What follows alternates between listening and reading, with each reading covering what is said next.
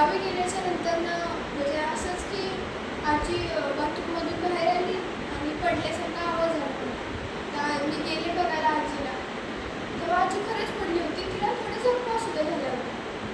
मला तर माहिती आहे, जे म्हातारे लोक असतात ते पडले की त्यांच्या जखमा लवकर भरून येत नाही, त्यांच्या जखमा भरून येत नाही. तर मग मी आजीला विचारलं की तू अशी कशी पडलीस. आजी बोलली, पाय पुसली, माझ्या पायाखाली पाय पुसताना सटकली, तेव्हा मी पडली. तर आजीला बोलले बरं. मग मी एका ठिकाणी बसले. एका ठिकाणी बसून विचार केला की जर पाय पुसताना जर घसरत असेल तर आपण काय केलं पाहिजे. तर मग माझ्या डोक्यात अशी कल्पना आली की वॉशिंग मशीनला जसे रबर कॉक असतात ना, ही वॉशिंग मशीन तर तुम्हाला माहिती आहे किती हालचाल करते ती, म्हणजे व्हायब्रेट होते जेव्हा आपण कपडे वगैरे हे करतो तेव्हा.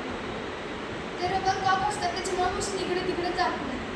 तर मग मी असं माझ्या डोक्यात आयडिया आली की जर मशीन जर हालत नाही एवढं व्हायब्रेट होऊन, तर मग आपण पाय पुसणीला ते रबर कॉकच्या पट्ट्या लावूया. रबर कॉक लावू शकणार नाही म्हणून आपण रबर कॉकचे पट्टे लावूया पाय पुसणीला. मग माझ्या डोक्यात अशी कल्पना आली की मग आपण ना रबर कॉकचा पट्टा